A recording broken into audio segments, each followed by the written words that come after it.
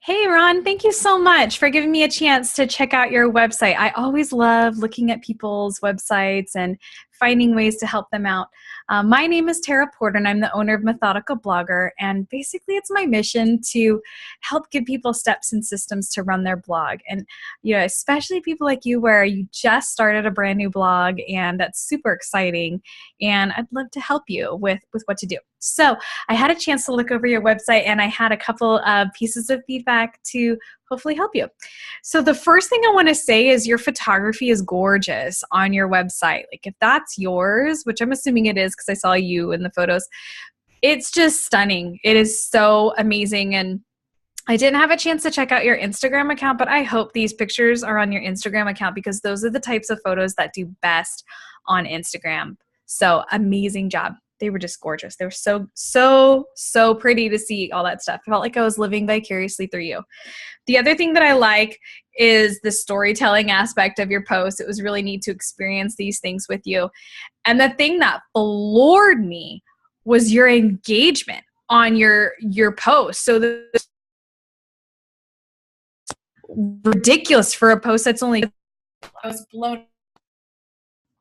Sorry, I'm having some sound issues. I hope you can get that now. I was blown away by the traffic that you had. So awesome job with that. I mean, even if you're sending it to your friends and your family and it's them commenting, still great job getting it out there. Really good. So those were some great things I saw. A couple of things that you could do for possibly next steps to help you with your blog. The first one is outlining what's your purpose. So you're sharing your travels and things like that. What do you hope the reader can get from it? So I want you to think about that and then make that clear in your header somehow.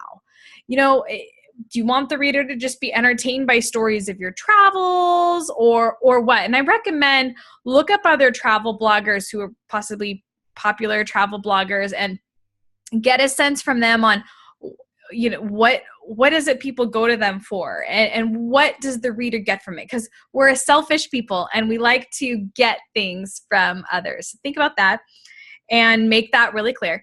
The next thing, you were worried about grammar. So I did see some spelling errors in there, and it actually might just be a cultural spelling error. So I don't know, like divided was one of the words on there. And at least in the US, it's DIVIDED, and I think you spelled it DEVIDED. Anyway, it's minor, right? I didn't see a ton.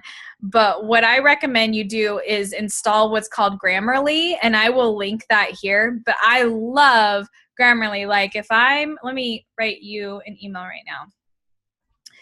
Okay, so I'm opening up my email. Hey, Ron, how are you doing? Let me say, okay, so here. It'll underline it in red, and I hover over it, and it goes, you needed a question mark. If I spell divided, which was the word I saw for you in your post, it will underline it in red, so you'll immediately see it. It picks up way more than spell checks in whatever blog writing tool you pick up. I know there's spell checks in there. I love it, and it's for anything I write on anywhere. So if I'm commenting to someone on social media, it picks it up. And, spelling errors happen. I mean, I got my master's in writing. I was a writing teacher for 10 years. I still make a lot of spelling errors. We type fast nowadays. So don't worry about that. Use a tool like Grammarly just to catch those things. The last thing that I recommend is to collect emails. Now, travel niche, I don't work with a lot of people in the travel niche, so I can't speak to that. But what I can speak to is Facebook is ever changing, Instagram is ever changing, Twitter is ever changing. They're constantly tweaking how they show things, whether or not you show up in someone's feed. The one thing you do have control over is your mailing list and your website if it's self-hosted, which it looks like it is. But you have control over those two things. So as you collect people's addresses, you have an opportunity to build that relationship with them over email. Now, I recommend you do that only if you have stuff to share with them that they could get relevant stuff from you that would be useful to them. Not necessarily just your travel stories, but something that they could take for themselves. Oftentimes a way to get people's email is to get a free, something free from them, right? I don't necessarily know what that would be for you because it depends on what you decide as your blog's purpose and what you want people to get from it. But it could be, you know, I saw that you ate at a Michelin star restaurant. So it could be a guide to where to find the best Michelin star restaurants, or your top 10 trips for traveling in Europe, or things like that, that the reader has something that they could take over, how to plan your trip, you know, an ultimate guide to planning your next vacation or something like that. Have something. Let me show you on my website how you can do that. So I have right here at the end of my blog post. So this is a blog post about how to create a good homepage. And at the very end, I have a free step-by-step guide for a blog launch checklist. And I actually recommend this for you. I mean, it looks like you got a lot of stuff off the ground, but you might still want to download this checklist.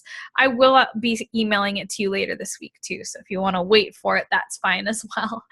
So once you enter in your information, it sends that to the person who entered their info, and they would get that checklist. So if you had this at the bottom of your post, and let's say you had that travel checklist or something, they can enter their information, and then boom, you have their email.